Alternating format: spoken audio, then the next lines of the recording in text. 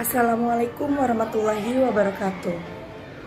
Berikut adalah video wawancara bersama kepala sekolah yang saya lakukan untuk melengkapi tugas LK 1.2. Sebelum wawancara dimulai, saya memberikan instrumen wawancara kepada kepala sekolah agar nanti wawancara bisa berjalan lebih lancar.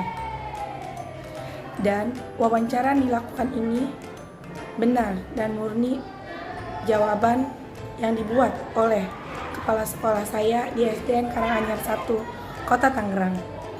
Berikut video rekaman. Warahmatullahi wabarakatuh. Mohon maaf Ibu, minta waktunya sebentar. Saya akan mewawancarai Ibu terkait masalah yang sudah saya angkat di LK 1.1. Masalah yang telah saya identifikasi adalah 1.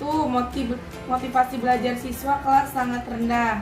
Menurut Ibu, apa yang menjadi penyebab rendahnya motivasi belajar siswa di kelas 2? Menurut saya, tinggi rendahnya motivasi belajar siswa itu disebabkan oleh beberapa faktor, ya. Yang diantaranya yaitu cita-cita atau aspirasi siswa yang kurang, kemudian kondisi jasmani dan rohani siswa juga mempengaruhi, lalu kondisi lingkungan siswa serta upaya guru juga kurang maksimal dalam menyampaikan pembelajaran sehingga menjadikan motivasi belajar siswa itu rendah. Lalu solusi apa yang Ibu bisa berikan untuk saya untuk memperbaiki dan meningkatkan motivasi belajar siswa di kelas 2? Beberapa alternatif yang dapat diterapkan, yang pertama yaitu dengan menggunakan metode pembelajaran yang tepat dan beragam, ya, bervariasi. Kemudian menjadikan siswa itu sebagai peserta didik yang aktif, ya, bukan pasif, jadi mereka aktif. Kemudian memanfaatkan media yang ada, baik media elektronik maupun media cetak atau media seperti sekolah, lingkungan sekolah dijadikan sebagai sumber belajar. Lalu menciptakan kompetensi yang sehat di dalam kelas dan mengadakan evaluasi secara berkala supaya motivasi belajar siswa kelas 2 ini meningkat, ya, yang masih rendah ini menjadi meningkat. Tidak lupa juga guru menceritakan kisah-kisah inspiratif untuk memotivasi belajar siswa. Dan satu hal lagi, guru tidak boleh pelit atau harus dermawan dalam memberikan pujian kepada siswa. Itu saja, begitu ya. Baiklah Ibu, masalah yang kedua yaitu lemahnya minat baca pada beberapa siswa dalam mengikuti pelajaran bahasa Indonesia. Di dalam pelajaran bahasa Indonesia itu kan lebih banyak teks, ya Bu, ya, tulisan. Nah, anak ini setelah saya amati lemah minatnya dalam membaca. Menurut Ibu, apa faktor yang melatar belakangi? Ini bisa jadi dari faktor dirinya sendiri, diri siswa itu, karena memang mungkin dia kurang kemampuannya dalam membaca, gitu ya, kurang memahami makna yang terkandung dalam isi bacaannya, kemudian juga kurang dibiasakan membaca juga baik oleh guru ataupun orang tuanya di rumah. Jadi membaca itu hanya atas perintah saja, bukan kemauan dirinya sendiri. Lalu dari faktor keluarga, mungkin juga si anak ini tidak pernah atau mungkin jarang dibawa ke perpustakaan atau ke toko-toko buku untuk membeli buku-buku yang mereka sukai. Jadi itu merupakan salah satu faktornya lemahnya minat baca siswa mungkin di kelas 2, betul ya. Baik Ibu, terima kasih. Lalu solusi apa yang Ibu bisa berikan kepada saya di kelas 2?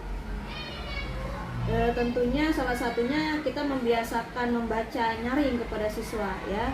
Lalu menjadwalkan kegiatan membaca, membuat tantangan membaca, ya. Kemudian misalnya siswa disuruh membaca buku yang ada di perpustakaan, kemudian mereka menulis apa yang sudah mereka baca pada kertas kecil, lalu menempelkannya di di dinding kelas. Kemudian guru memberikan reward dan peserta didik yang lain juga memberikan tepuk tangan sebagai apresiasi untuk temannya. Iya. Ibu, terima kasih. Masalah yang ketiga, Hanya beberapa siswa kelas 2 yang telah pandai berhitung pada muatan pelajaran matematika. Jadi setelah saya amati itu anak-anak ternyata banyak yang belum bisa berhitung, Bu, terutama yang untuk metode menyimpan seperti itu. Bagaimana menurut pendapat Ibu tentang apa yang melatar belakangi? Mungkin yang melatar belakangi anak tadi masih kurang dalam berhitung. Salah satunya itu mungkin faktor kesehatan, bakat dan minat mereka terhadap matematika juga kurang, atau motivasi belajar mereka juga kurang. Bisa juga intelijensinya itu masih kurang. Lalu faktor yang selanjutnya itu mungkin ada dari faktor lingkungan sekolah, lingkungan keluarga dan masyarakat. Jadi siswa ini belum mampu memahami konsep dasar tentang berhitung. Lalu solusi apa yang Ibu berikan kepada saya sewaktu guru kelas 2 untuk meningkatkan atau mengajarkan bagaimana si anak supaya pandai berhitung pada muatan pelajaran matematika? Kelas 2 ini kan masih kanak-kanak ya, usia 7-8 tahun. Jadi alangkah baiknya jika mengajarkan konsep berhitung kepada siswa itu guru menggunakan media atau benda konkret ya, bukan yang abstrak. Jadi mereka tidak tidak mengada-ada gitu loh, langsung pada benda yang mereka hadapkan itu. Misalnya tentang penjumlahan, maka benda yang ada itu benda yang memang komplit, misalnya ada pensilnya atau ada penghapusnya gitu. Atau misalnya tentang jual beli, maka yang digunakan itu uang asli gitu, bukan uang yang ditulis dari kertas yang digunting-gunting atau seperti itu. Kemudian juga guru lebih menggunakan metode yang bervariatif ya dalam mengajarkan konsep berhitung.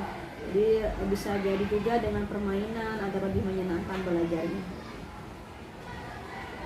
Baik Ibu. Permasalahan yang keempat yaitu rendahnya aktivitas bertanya di kelas 2 pada beberapa siswa di hampir semua pelajaran.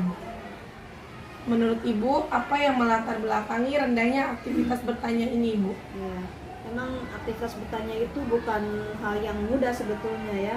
Salah satunya yang bisa membuat mereka tidak mau bertanya itu karena kurangnya keberanian siswa ya, kurang percaya diri siswa untuk bertanya. Kemudian mereka juga kurang termotivasi untuk bertanya, apa sih manfaatnya bertanya, jadi mereka kurang tahu itu apa sih manfaatnya bertanya gitu. Kemudian juga mungkin siswa kurang konsentrasi ketika tadi dalam pembelajaran, sehingga ketika guru mengajukan siapa yang akan bertanya, dia bingung apa yang akan dia tanyakan gitu. Konsentrasi ya, kurang konsentrasi. Dan selanjutnya ini juga yang lebih penting, jadi tidak ada reward yang diberikan. Harusnya ketika siswa bertanya dia diberikan reward, walaupun berupa pujian seperti itu ya, Bu ya. Walaupun hanya berupa pujian. Masukan apa yang Ibu bisa berikan kepada saya, guru kelas 2, untuk meningkatkan aktivitas bertanya di kelas 2? Ya, guru itu jangan bosan-bosan memberikan motivasi kepada siswa. Apa fungsinya dari bertanya? Kan ada pepatah yang mengatakan malu bertanya sesat di jalan gitu ya. Kemudian juga membangkitkan kepercayaan diri siswa agar berani untuk mengajukan pertanyaan, walaupun pertanyaannya mungkin agak meleset daripada apa yang sudah dipelajari. Itu guru harus memberikan apresiasi kepada siswa ya. Kemudian tadi itu guru harus memberikan reward atau penghargaan, baik berupa sanjungan ya, kata-kata yang baik, kita memberikan jempol atau dengan memberikan tanda bintang yang sudah dipersiapkan oleh guru gitu. Dan juga teman-temannya jangan lupa juga diajak untuk memberikan apresiasi dengan cara misalnya bertepuk tangan gitu. Baik Ibu, selanjutnya siswa kelas 2 kurang bersemangat dalam belajar, kurang merespon saat guru bertanya, dan sulit memahami penerapan sila-sila Pancasila dalam pembelajaran PKN sehingga berdampak pada hasil belajar siswa. Menurut Ibu, apa yang menyebabkan hal tersebut? Salah satunya siswa kurang bersemangat itu mungkin karena beban belajar yang tidak sesuai dengan kemampuan mereka ya. Kemudian ada juga misalnya seperti orang tua yang terlalu menuntut anaknya untuk mendapatkan nilai bagus. Ketika mendapat nilai bagus dia akan diberikan hadiah atau reward, sedangkan ketika anaknya mendapatkan nilainya yang rendah, anak itu tidak segan-segan mungkin akan diberikan hukuman oleh orang tuanya. Lalu yang selanjutnya itu tentunya yang membuat anak kurang bersemangat belajar adalah metode yang digunakan oleh guru itu membosankan bagi siswa. Mereka jenuh dengan pembelajaran yang hanya mungkin membaca, menulis ya. Dan yang keempat itu tentunya yang berpengaruh terhadap semangat siswa adalah lingkungan belajar yang kurang nyaman bagi siswa.